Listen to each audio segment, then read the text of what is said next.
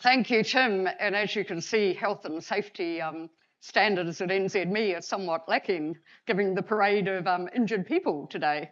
Anyway, it's lovely to see you all, and thank you so much for contributing to Mood of the Boardroom. It is, as we said, at an inflection point in New Zealand, and not just politically, and we do know things are quite fractious for you, those of you in the political arena, as multiple polls show changing fortunes, but also looking at the economy. Last week's figures, which are not captured directly in this, and there is, parts of growth in the economy, Minister, and you'll be pleased to hear, but also internationally with the way that Donald Trump has torn up the rule book on so many areas. So anyway, what do we have? 150 business leaders this year, 125 CEOs, which is pretty good, frankly. Unfortunately, a number of you, of course, didn't meet your deadlines, so there was actually quite a number who came through after we closed. But however, where we have, we've captured some of those comments. But you are all busy people. And so looking at the economy, you can see here the big questions we have been tracking for, as Tim was saying, getting nigh on 22, 23 years. And particularly looking at the New Zealand economy, that confidence is down from last year. Last year it was at a bit of a high, Minister, after coming off the back, I guess, of your predecessors, new hope in the economy, new confidence. But since then, and I think it's accurate to say, as you have been saying, that the advent of Mr. Trump and also his tariffs, that has also had an impact, and we see that in the survey. So global economy, the confidence there quite hairy, really. Looking at the top domestic issues, and energy comes through in this on multiple factors, really, be it pricing, be it shortages, be it the future with AI coming up, and confidence that we do have sufficient energy to run the economy in the longer term. And that is a big issue that through this particular survey, people are actually wanting to see some action. Now, the jury's out a bit on whether it should be separating generators from their retail arms. That's a very split verdict on that. But however, this issue of making sure that we do have security of supply is major. And as somebody pointed out who's had a long track record of being an industrial company, there was a point where we used to boast of, for instance, Tiwai Point exporting bricks of frozen electricity offshore. Well, good on them, and they've got a great deal, but there are small companies closing up around the country, and this is a concern. Inflation, cost of living pressure is still there. Infrastructure, again, that sense we're a bit late to get going on this. Maybe some of those small projects which have been announced recently could have moved a bit quicker. Government policy uncertainty. And I say that because it also reflects, if there was a change of government, a great deal of uncertainty of what that change of government might also entail. So people are looking for a little bit more of a consensus about what lies ahead. The international concerns, geopolitical volatility, political tensions, US tariffs, rising nationalism. It's a very vexed situation, and it's challenging. And we're seeing that in how many of you now regularly look at geopolitical factors in your boardroom discussions. And we started asking that about 5 or 6 years ago, and each year it's crept up and up and up. So this is a major, and you've got to have several people at that table who know what's happening and know how to read the international trends. Looking at how sectors are faring, again, a little bit of the element of that two-tier economy, agribusiness coming through well, construction starting to become more optimistic now because people can see a pipeline emerging. Technology, people know what they're going to be dealing with, grappling with AI, getting technological efficiencies in business. I mean, this is all actually quite powerful stuff. And for the tech heads in the audience, I mean, just go for it, because we're behind the 8 ball when you look at how we are internationally. And again, you can see down there, though, energy, leisure, hospo, not so grand, education, not so grand. Staff numbers, mixed forecasts there, what's up, what's down. Again, technology is having an impact, but sometimes it's just loss of business and the need to keep the books in balance. But what we are also seeing when we look across, expectations probably about running about 70% for increased profits and increased revenue next year. So that's positive. It's not across the board, however. So you can see some green shoots starting to emerge over that time.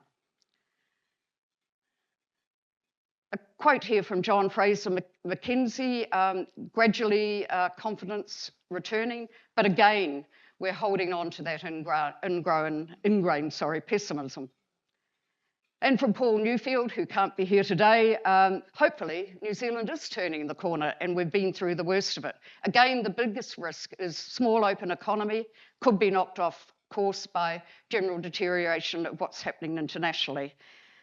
So cabinet ministers, this is something we do each year. Erica has become top of class again. I think she might be here in the room today.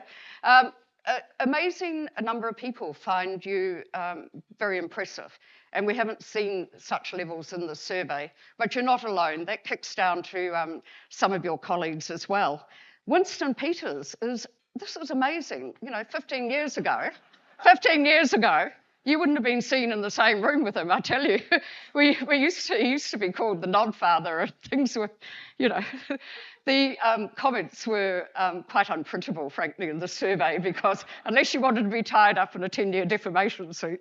So, but it's interesting. He's at 80, he's reached this new height, and people do rate him well. Looking through, Chris Penk, interesting, not in cabinet, but rated well. So again there, comments on the Prime Minister's appointments of particular people paying dividends, and this rather acerbic quote about Winston, impressing as Foreign Affairs Minister, but maybe not for greyhound owners, which I really loved.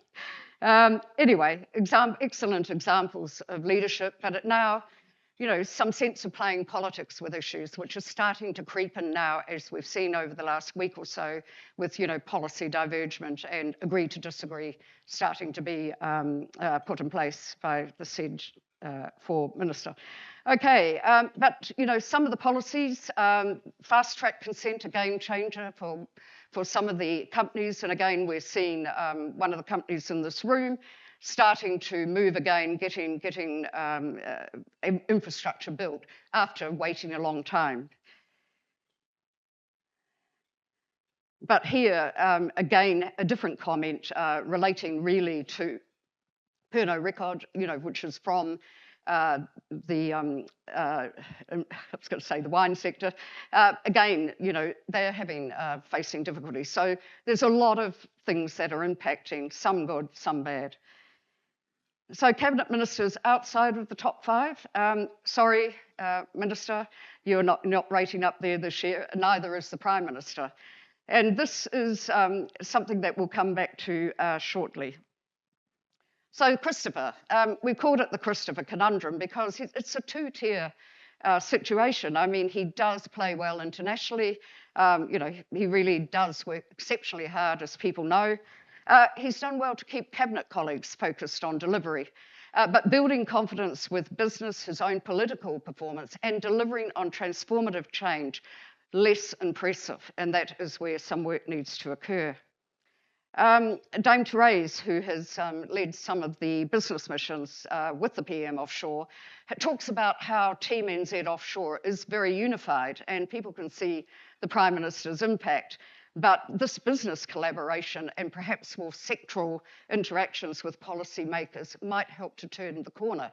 And I put that out there because we did actually ask whether they should bring back, or the Prime Minister should bring back a new Business Advisory Council, like we had with Jacinda Ardern. But a number of people said, actually nearly 70% said yes, but a number of people said it was pretty hard getting listened to. So there you go.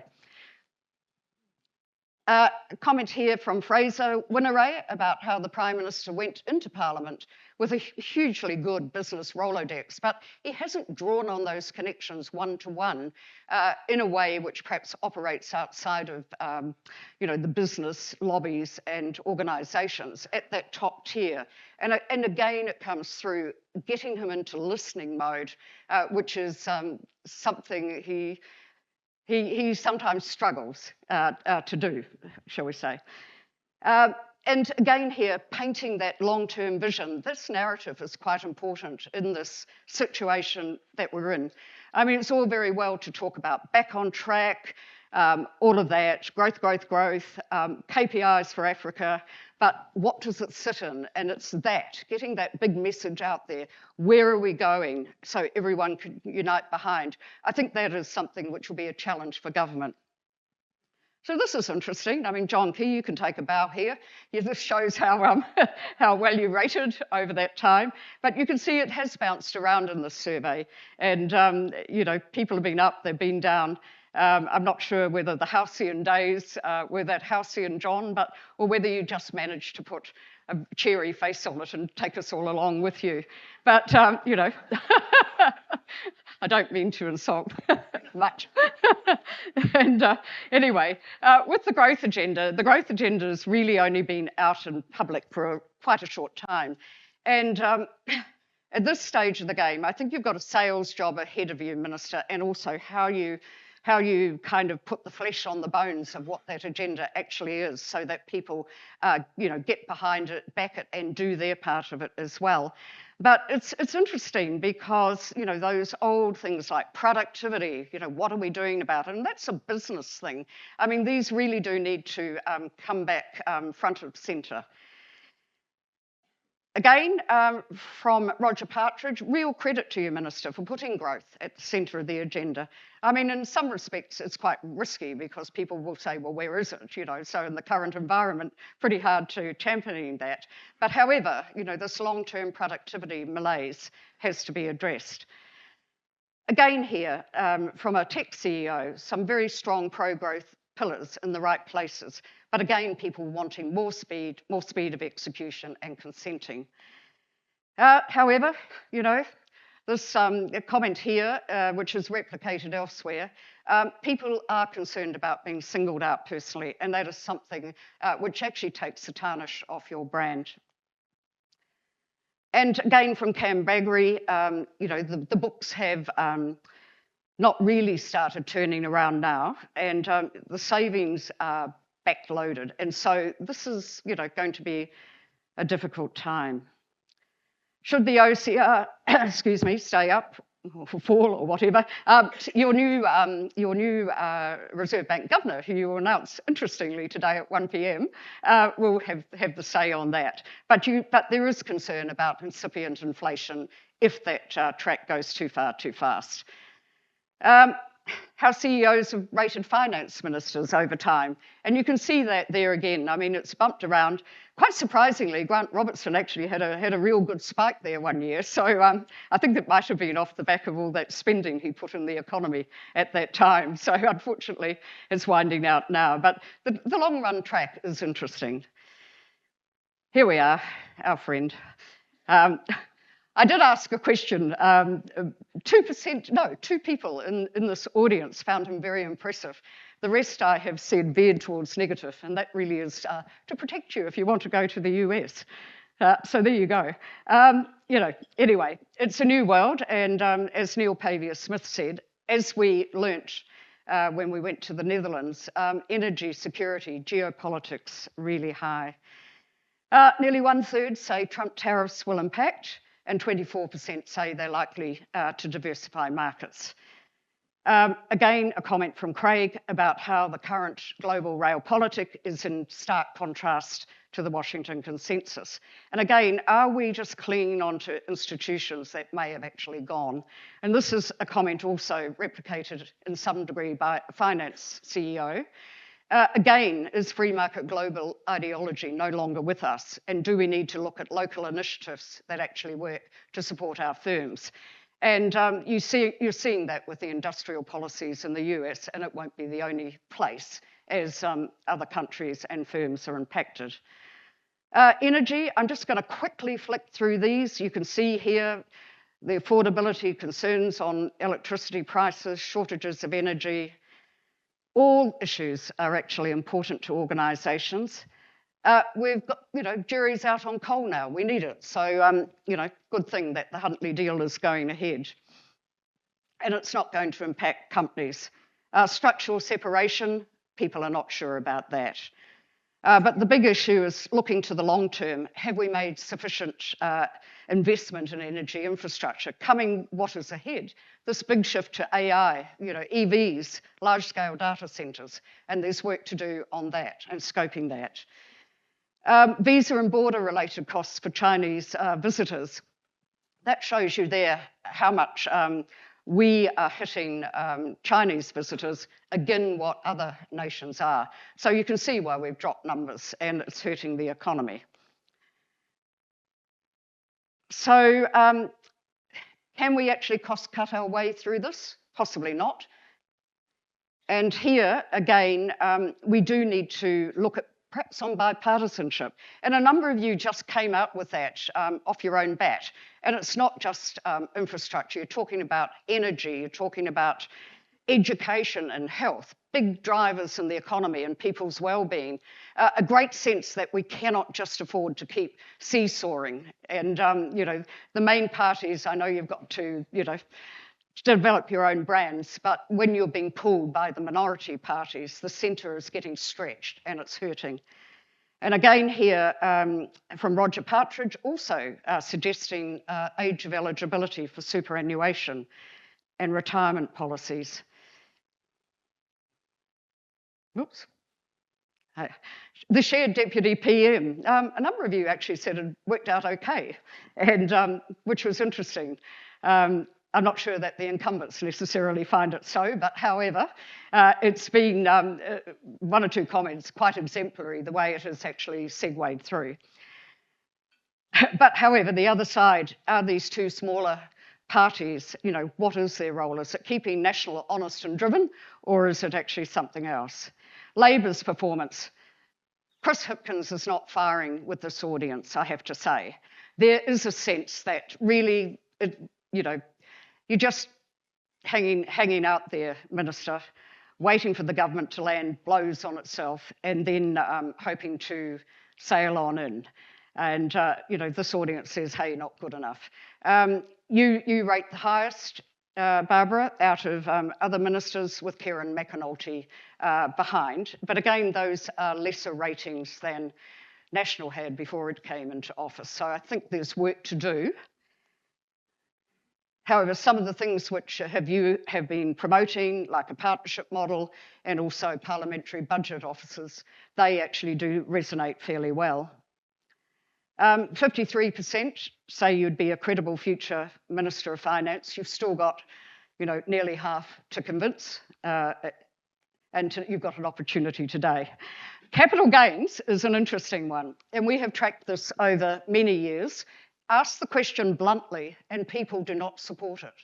But put it in the context of the fiscal challenges that we face, ageing population, health, all of that, a need to also put in place raising the age of superannuation. You put it in that context and actually the numbers shift quite markedly. So you'll see the different aspects in the survey, and Thomas Pipos has brought that together in a very nuanced way, and I encourage you to read it, all of you, because it is something with the long-term fiscals due to come out that we should be thinking about. So just in upsumming, and I'm allowing some of you to do it for me, because I've been a bit impacted, as you might have noticed. Ingredients are there for a recovery. But no real optimism in our leadership or general conversation. And this is from Tracy Ryan up the front here saying, we need to talk about what is good for us and get going on it as well. And also from Roger Gray, the wheel is starting to turn and he's seeing that through the volumes coming across the port. And again, don't just ask the government to do the heavy lifting. That business should be doing. And a final quote from Thomas, test will be next year, you know, and for a majority of voters, those perception will be around or clouded or informed by sound bites. And a number of you gave the media a serve, I might add as well, as being part of that. And as he said, while suboptimal, that actually does define the Western political process of today. Thank you.